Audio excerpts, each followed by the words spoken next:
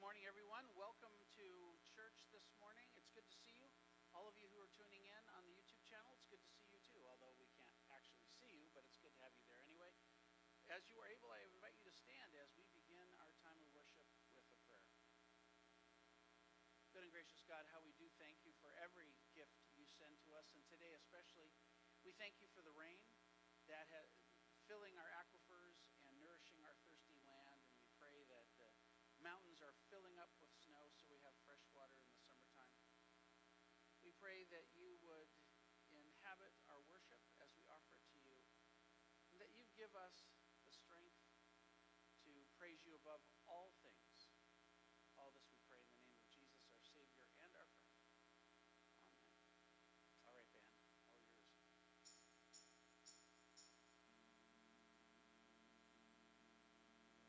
Come all you weary, come all you thirsty, come to the well that never runs dry. Drink of the water, come and thirst no more. Come all you sinners, come find his mercy, come to the table, he will satisfy. Taste of his goodness, find what you're looking for. For God so loved the world that he gave us his one and only Son to save us. Whoever believes in him will live forever. Bring all your failures, bring your addictions, come lay them down at the foot of the cross. Jesus is waiting there with open arms. For God so loved the world that he gave us his one and only Son to save us. Whoever believes in him will live forever. The power of hell forever defeated. Now it is well. I'm walking in freedom. For God so loved the world. Praise God, from whom all blessings flow. Praise him, for the wonders of his love. Praise God, from whom all blessings flow. Praise him, for the wonders of his love. For God so loved the world that he gave us his one and only Son to save. For God so loved the world that he gave us his one and only Son to save us. Whoever believes in him will live forever. The power of hell forever defeated. Now it is well. I'm walking in freedom. For God so loved the world. Bring all your failures, bring your addictions, come lay them down at the foot of the cross. Jesus is waiting. God so loved the world. Thank you, band. Have a seat, everybody, just for a few moments at least. Believe it or not, Wednesday begins the season of Lent. We will have Ash Wednesday services here twice, one at noon and one at 6, and they'll be identical. We'll impose ashes, we'll have Holy Communion, we'll celebrate the beginning of Lent this Wednesday. Following Ash Wednesday, we will have weekly Moments with Martin episodes on the YouTube channel. This year we are looking at bread imagery used in the Bible. You might remember a few years back, Pastor Nick and I did a thing on soup. Well, what is the traditional food of Lent? Soup and bread. So this time we're doing bread. I've put, well, I haven't done it. Josh put all the recipes on the website. If you want to bake along with me, we will, but we will have a different bread recipe every week, and you'll get to see me try my own hand at baking not. If I keel over, somebody call 911. But other than that, so I'm not a baker, but we'll see. We'll see. Maybe if I get in sideways, I'll ask Josh to bake for me, and I'll just say that I did it, but probably not. We are not having a Shrove Tuesday service for a couple reasons. Reason number one is that our congregation likes less and less and less to come out when it's getting dark. And also there's a chance of inclement weather. So instead of having Shrove Tuesday pancakes, we're having pancakes after church today. So hopefully you didn't run through and get a McMuffin or something, because in addition to all the other goodies, if you would like to have a Shrove Sunday pancake, we invite you to do so. Our annual report meeting will be March 16th at noon, or as close to noon as we can get. We've got some very, very exciting news to share with you. So this is when all of the people who lead ministries here share, highlights of last year and give, some ideas about where we're going in this new year. So please mark that on your calendars. A memorial service for Tony Gutierrez. We now have a date and a time. That's Friday, March 14th here at 11 o'clock in the morning. Friday, March 14th at 11 o'clock in the morning. The last few weeks we've had electronics. We're cleaning out our closets. I guess it's a pre-spring, late winter cleaning. And we found all different kinds of electronics, cables and monitors, and I don't even know what some of that stuff is. But anyway, you're free to go through it. If you go into Luther Hall, out the back door, make a right-hand turn, keep walking through the double doors all the way to the far right corner. We've got a couple tables with stuff. If you want it, you can keep it. This is the last Sunday, because I think we're going to donate it to the dumpy, right, after this. So don't miss out. If you would like to receive text messages in real-time updates, there is a sign-up sheet circulating somewhere. Well, I'll find it, and I'll put it in where everybody congregates around the goodies. Just sign your name, give us your preferred telephone number, and we will text you stuff. Now, I have heard from some people that it's taking a little bit of time for them to actually start receiving, and that is due to the process of registering those numbers and then getting them in the queue. So just a little bit of patience, you'll get them. I get them, and I didn't even sign up. So please take a moment to fill out a welcome card if you would. That way we know you were here, and that's important to us. If you are a guest among us today, and there's anything we can do for you, anything we can pray for you about, any service we can render, just give us a little bit of contact information, and we'll get a hold of you this week. And we promise not to use that information for any other reason than for the reason you're giving it to us. And that is a promise. And those are the announcements. Did I leave anything out? No, No? you didn't. I just wanted to say that I heard from Josh that there will be gluten-free pancakes also. So those of you gluten-free. For all you gluten-free people. Yes. I'm still working on a gluten-free recipe during Lent, but I don't really know how to bake with anything, so I don't know. You're not supposed to discriminate. You need to It's make not bread for discriminating, everyone. it's just, being honest with my shortcomings. I'm sure you can learn. You just haven't worked hard enough. Here. Well, there's telling me. Okay, great. It's not that Lent isn't already busy enough, you know what I'm saying? Lent will be For very you, busy. I'll do it. Yes. We'll have Lisa Wednesday. Okay. I know at least 3 other people. Just saying. Okay, please stand. We're going to continue our worship.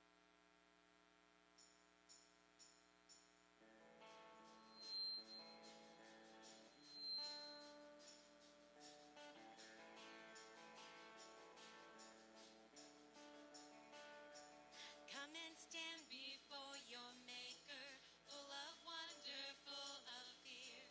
Come behold his power and glory, yet with confidence draw near.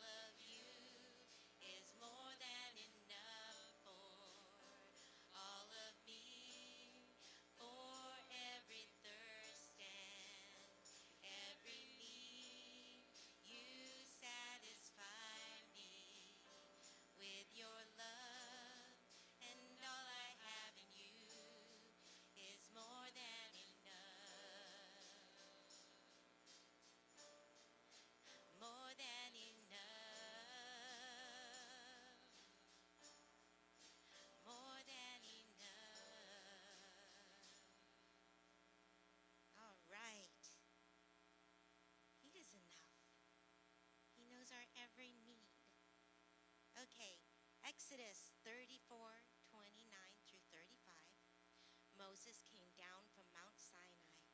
As he came down from the mountain with 2 tablets of the covenant in his hand, Moses did not know that the skin on his face shone because he had been talking with God. When Aaron and all the Israelites saw Moses, the skin of his face was shining, and they were afraid to come near him. But Moses called to them, and Aaron and all the leaders of the congregation returned to him, and Moses spoke with them. Afterward, all the Israelites came near, and he gave them in commandment all that the Lord had spoken with him on Mount Sinai. When Moses had finished speaking with them, he put a veil on his face. But whenever Moses went before the Lord to speak with him, he would take the veil off until he came out.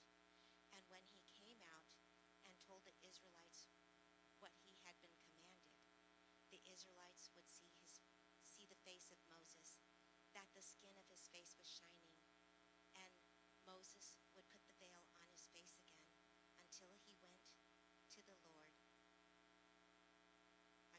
Until he went in to speak with the Lord. Okay, Moses' face was radiant, shining from all the time he spent with God. People could clearly see God's presence in him. How about us? Do we shine? Do we regularly spend time with God? Pastor asks about the mundane things that God calls us to do. Has prayer become a mundane task for you? Prayer is an important part of my day, but distractions are often, and I get overwhelmed and I forget sometimes. But as long as we remember, okay? The good news, there's apps to help you remember. I looked it up, or you can set an alarm. You can make prayer cards. I was looking up ways to help me remember. I meet people, throughout the day, throughout the week, and especially we serve a lot of people here, and I'll try to get their names, and I make it a point to pray for them. And so prayer cards are good. You can pray in the moment, and I even saw you can go on a prayer walk, which I did one time. We had a meeting here, and you just took a walk around a block, and you prayed as you went. You prayed for the people in the houses. You prayed for the people you saw in the neighborhoods, and it was a kind of neat thing to do. But set aside some time for God. You'll be glad you did. I promise. So, you've heard of you are what you eat, and I feel that's true with what you eat, what you see. I know I've said this before. What you see, what you read, what you take in, that becomes a part of you. But you got to be careful. And in 1999, a girl, I'm not sure where, because of her love for Sunny Delight, she turned orange from drinking so much of it. And they said that was the beta carotene in it. So, can we love God so much, though? Can we love God? We can love something a lot.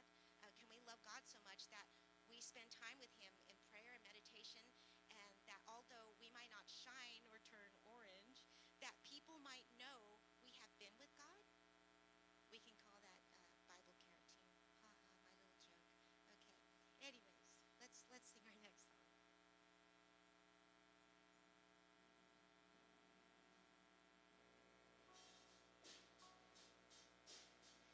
I see the King of Glory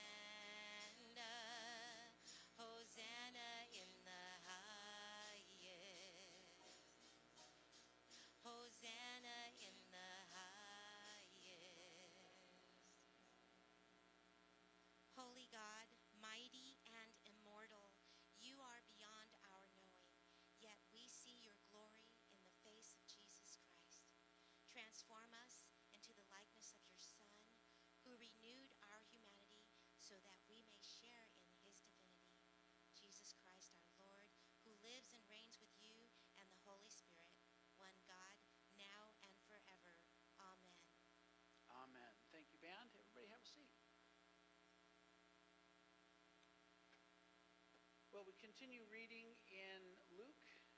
Today we are going to be reading in Luke chapter 9. We're starting at verse 28. Now 8 days after these sayings, Jesus took with him Peter and John and James and went up on the mountain to pray. And while he was praying, the appearance of his face changed, and his clothes became dazzling white. Suddenly they saw two men, Moses and Elijah, talking to him. They appeared in glory and were speaking of his departure, which he was about to accomplish at Jerusalem. Now Peter and his companions were weighed down with sleep, but since they had stayed awake, they saw his glory and the two men who stood with him. Just as they were leaving, Peter said to Jesus, "Master, it is good for us to be here. Let us make 3 dwellings, one for you, one for Moses, and one for Elijah," not knowing what he said. While he was saying this, a cloud came and overshadowed them, and they were terrified as they entered the cloud. Then from the cloud came a voice that said, "This is my son, my chosen. Listen to him." When the voice had spoken, Jesus was found alone, and they kept silent in those days and told no one of any of the things they had seen.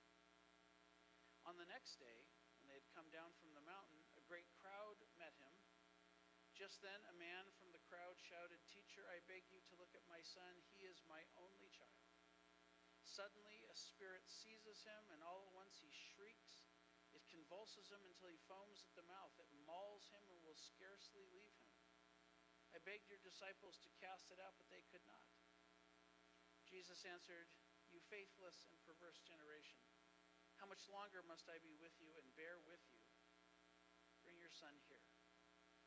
While he was coming, the demon dashed him to the ground in convulsions, but Jesus rebuked the unclean spirit, healed the boy, and gave him back to his father. And all were astounded at the greatness of God.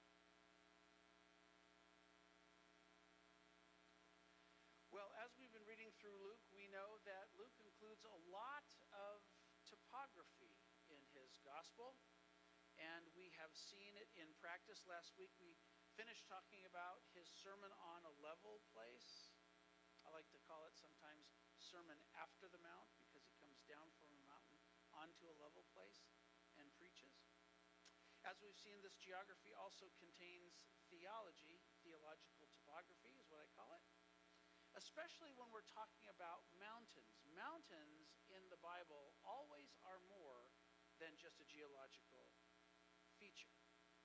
Mountains are where people go to meet God, to connect with God, to commune with God, to experience God. Lisa did a wonderful job explaining Moses going up Mount Sinai to get the 10 Commandments and coming down looking like, yeah, he had spent some time with God. So what does Luke say Jesus' reason for going up to the mountain is? Luke says it's to pray. Lots of people encounter God on mountains in the Bible. In fact, one of God's names, El Elyon, oftentimes translated God Most High, can also be translated God of the mountains, or even God the mountaineering one, God that lives up on the mountain. Is it any wonder then that if we look through the Bible, all kinds of mountains then sort of come into play? Noah's Ark comes to rest on a mountain, Mount Ararat. As the waters of the flood recede, the ark makes land on the first piece of land it encounters, and why not the highest piece of land around, which of course would be naturally a mountain. That's simple topography. But is that the only reason it comes to rest on a mountain? No, because mountains again are where people encounter God. As Noah and his family are preserved because of their faithfulness to God, they emerge on a mountain close to God, in communion with God, as a sign of God's favor. That's the theological part of what I call theological topography. Again, the 10 Commandments given on Mount Sinai. King David builds Jerusalem on Mount Zion, and God's house, the temple, sits on the highest part of that city. We still call it the Temple Mount because it is the highest place in that region. Why did David build up on the mountain? He wanted to be close to God, and he wanted the temple of God to be near where everybody knew God lives. Jesus' greatest sermon is preached on the mountain of Beatitudes. He prays before his crucifixion on the Mount of, anybody? Olives, yes? So where else should Jesus be transfigured than, on a mountain? In the Bible, big, important, theologically significant things happen up the mountain. And by the way, this isn't just a quaint ancient belief. Ask anybody on the street where God is, to point where God is. Where do you think they're going to point? That's right. That's where God lives. Up. He's above us because that's where heaven is. That's where God lives. And this is not just a feature of biblical religion. I mean, if you were transported 2,000 years back and you asked a Greek guy, hey, where do all your gods live? What would he have said? Mount Olympus. That's right, A+, Mount Olympus. So I think it is a common human understanding that if you want to commune with the divine, however you define that, you got to go up.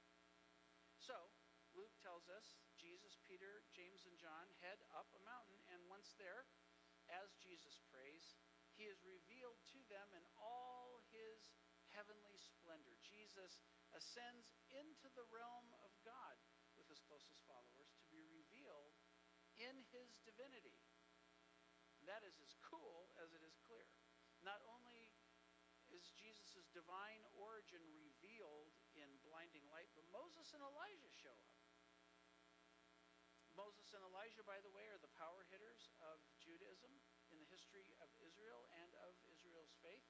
Moses is the great lawgiver. We already talked about him going up and coming down with the tables of the law. Elijah is the great prophet in the history of Israel. So quite literally, Jesus' messiahship is affirmed by both the law, that is Moses, and the prophets, that is Elijah. And then God himself, if that weren't enough, God himself weighs in, speaking out of the cloud, affirming Jesus' identity as the chosen one, and speaking over Jesus of God's pleasure with him. What does this all mean? Well, very simply, it means Jesus is the real deal. He is who he says he is. And what he's about is now unquestionably divine. Peter, James, and John have climbed up the mountain, entered the realm of God, and discovered that God has been with them all along in Jesus. In an undeniable way, what Jesus says and what Jesus does is God speaking and God acting. And this leaves quite an impression on Peter, so much so that he offers, hey, let's have a little retreat up here. We'll make lodging for everybody. We'll just kind of stay up here, because it's cool. He wants to extend this audience with God as long as he possibly can. And who can blame him?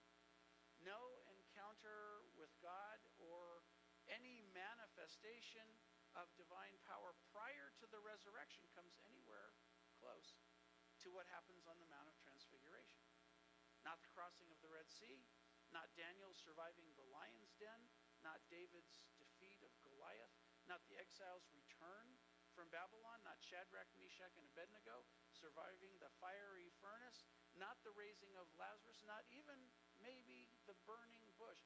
Nothing comes as close to an unleashing of God's power, a manifestation of divinity, quite like what happens on the Mount of Transfiguration. Of course, until we get to the resurrection. It's spectacular, and it's like nothing else. But I think what happens after the Mount of Transfiguration is even more important. Okay, we all get that Jesus is God. That's great. That's the flashy part.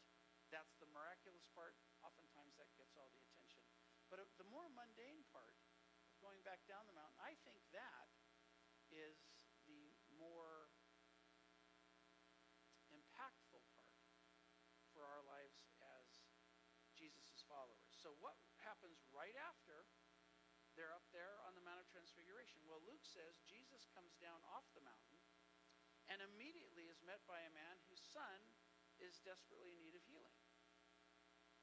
So this is a little bit of Luke, kind of changing gears on us, and maybe grinding them a little. One moment, Jesus is on the mountain, transfigured in glory, flanked by the heroes of Israel, and the very next, he's confronted with suffering and disease, just like that. One minute, Jesus is hearing his father pronounce pleasure over him, and the very next, he's listening to another dad in despair over his only son. Did you catch that? What does Jesus do next? Well, before we get to that, let's remember what was established when everybody was up on the mountain. Very simply, Jesus is God. This here in Luke is Luke's way of stating plainly that Jesus is God. John, the Gospel of John, does it in a different way. Remember the very first few verses. In the beginning was God. In the beginning was the Word, and the Word was with God, and the Word was God. Okay, Jesus is God. We get that now. God Almighty.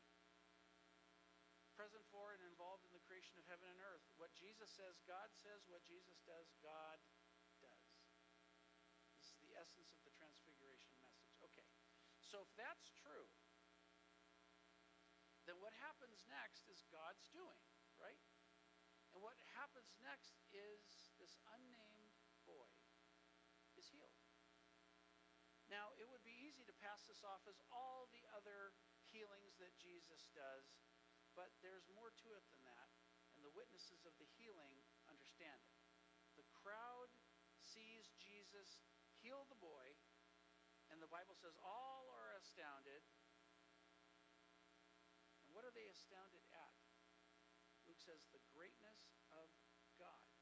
What Jesus does is credited to God. So the message is this: where God gets his way, people are healed. Where God shows up, people are healed. Evil spirits are vanquished. Where divine power is unleashed, death and disease are defeated. So in this healing, on the heels of Jesus' transfiguration, his first act is to state plainly what the will of God is. Why is this so important to understand, to get right?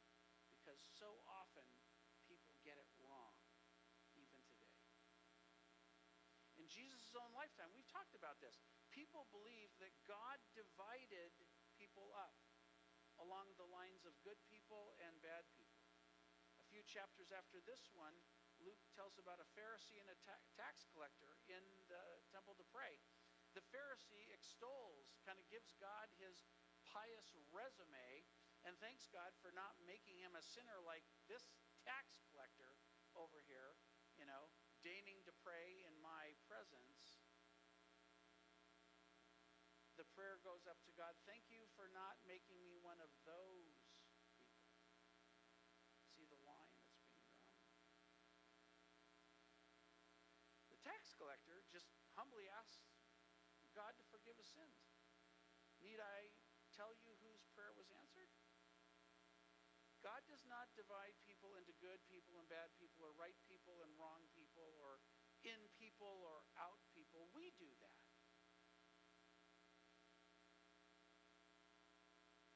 We don't need God to draw lines for us. I think human beings are naturally good at that. And the problem with doing that is as soon as you draw a line and announce yourself good, everybody on the other side is bad, right? If you're on the inside, then everybody else is on the outside.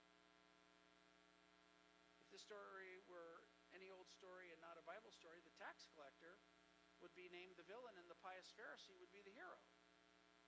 The reason it's the other way around is because Jesus is telling the story.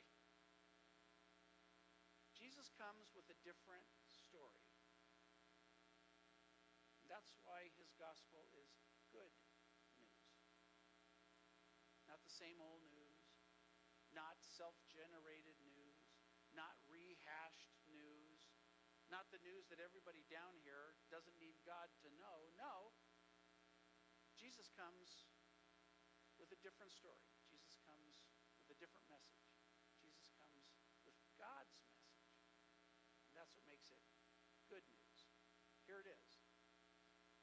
Wherever God gets his way, everybody has a place. Everybody is welcome. Especially those whom everybody else is inclined to relegate to the ranks of the bad or the wrong or the outs. Where God gets his way, listen to this. Healing and welcome and inclusion and a place of honor is offered equally to everybody. Now that doesn't mean we take it. But whether we receive it or not is up to us. God invites everybody. And the story of the Transfiguration explains why. It happens in verse 31 when Moses and Elijah appear next to Jesus. Luke writes, Moses and Elijah appeared in glory and were speaking of Jesus' departure, which he was about to accomplish at Jerusalem. Okay, they're obviously talking about Jesus' death, his crucifixion, and, I believe, his resurrection. But it's also a reference to the past. Okay, it's leaning into the future, but it's looking back toward the past. Because the word the Bible uses for departure, you all know it. The word is Exodus. So what would people have immediately thought about when they heard this word? They would think about the Exodus.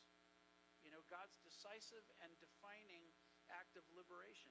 In Israel's history, it's liberation from enslavement in Egypt. What does it mean here? Is it enslavement to Egypt? No. Is it being freed of the oppression of Rome? Not even that. But enslavement to sin, enslavement to anything and everything that resists God, that alienates us from God or distracts us from God, gets our attention, so we turn our attention to things other than God, or even misunderstandings about who God is and what God's will is in the world. In the Transfiguration, the witnesses see who Jesus is and see what he's all about. He goes from blinding glory to healing mercy. No detours, no interruptions, a straight shot. We don't always make that connection, do we? A lot of people aren't satisfied with how the Transfiguration story portrays Jesus. We want to add something. We want to subtract something. I mean, even St. Peter himself wants to change the flow of the narrative of that story. We want to add a footnote. We want to place an asterisk next to something Jesus says or Jesus does. Surely Jesus cannot be that open, that generous, that uncritical in his distribution of divine favor. But the story of the Transfiguration says he is. He is that open. He is that generous. He is that uncritical in his distribution of God's good news. He is all of that and more. Jesus' transfiguration is what I like to call an exodus of grace, a divine giving away of everything God is for us. And it paints a picture of what life can look like when God gets his way. It tells a story of what happens when God is put in charge. What happens? You know, people are what? Healed, fed, forgiven, restored, welcomed, included, valued, loved. And that is good news. Anything less is not good news. Anything that diminishes, attenuates, thins the grace that God unleashes everywhere Jesus goes is not the gospel. It's something else. Because anything less than the gospel, we don't need God for. Like I said, we're perfectly good at drawing lines and pointing fingers and assigning people insider status and outsider status, us and them, those people over there. We don't need God for that. We were good at that before Jesus showed up. Come on.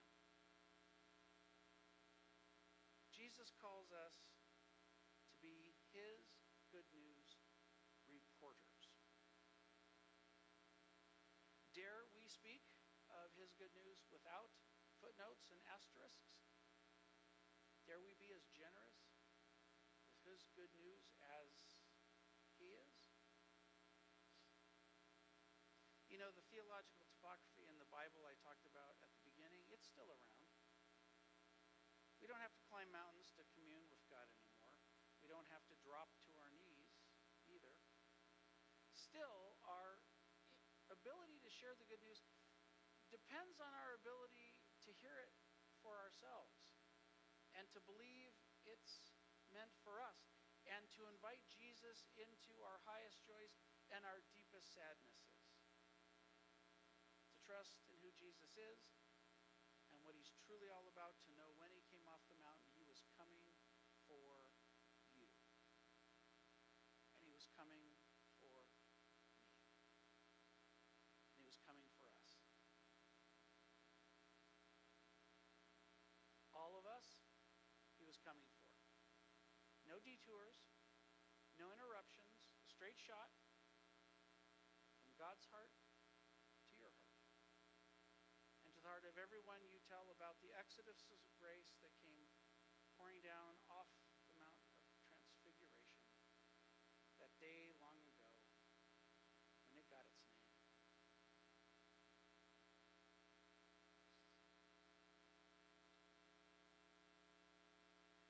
Good and gracious God, we thank you for how you make yourself available to us all the time. We don't need to climb mountains.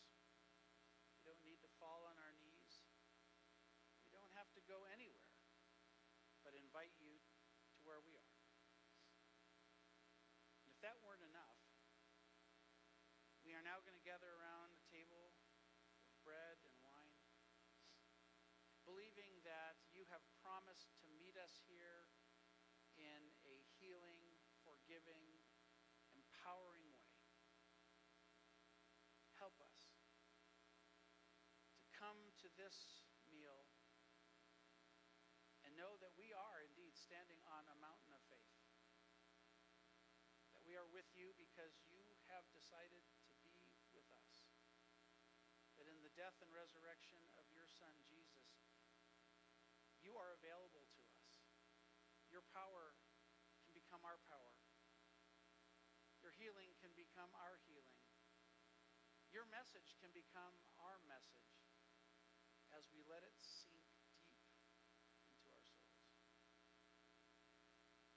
And so we humbly give you thanks as we draw now into your sacramental presence that is available in no other place than when we remember that in the night in which he was betrayed, our Lord Jesus took bread.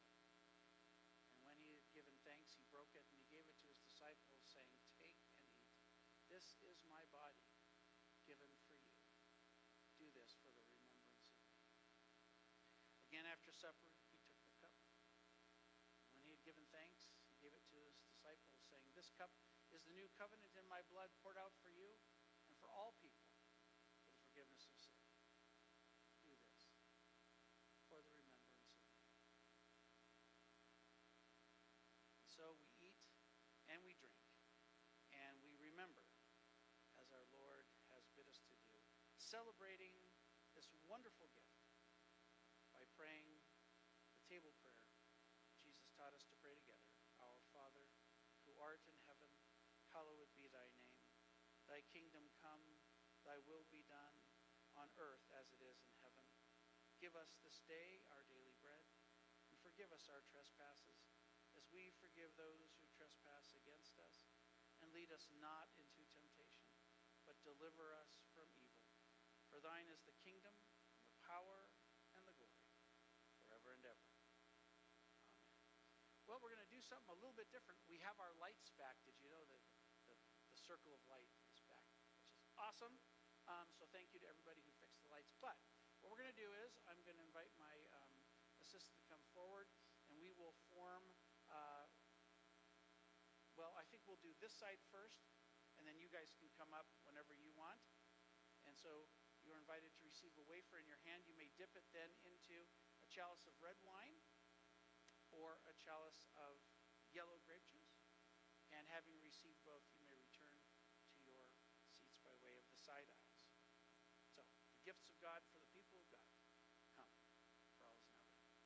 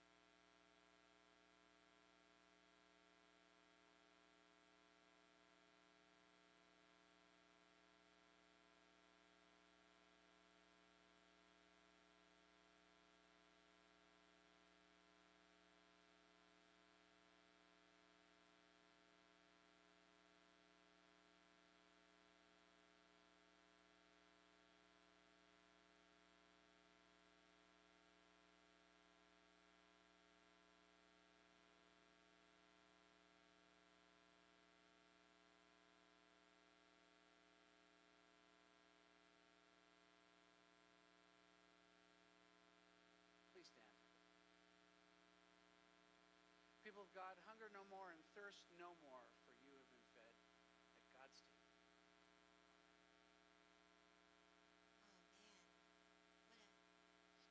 what a strong thing it is for me.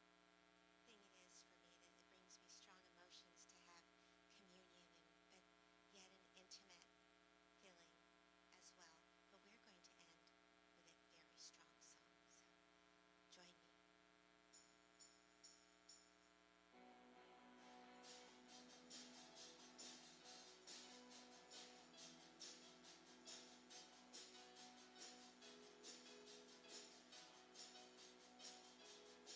Hear the holy roar of God resound.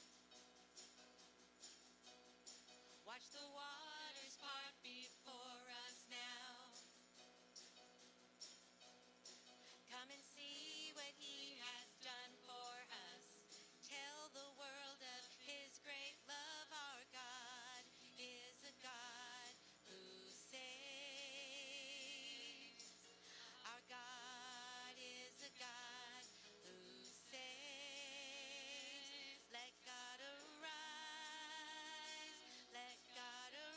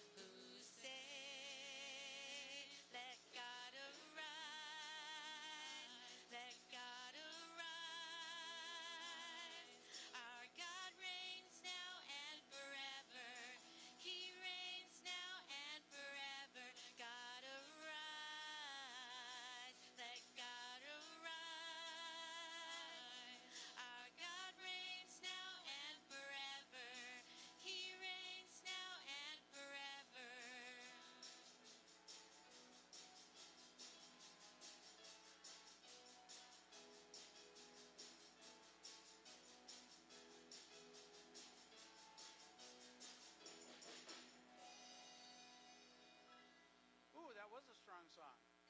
Anyway, hey gang, it was great to have you with us. I'm thankful.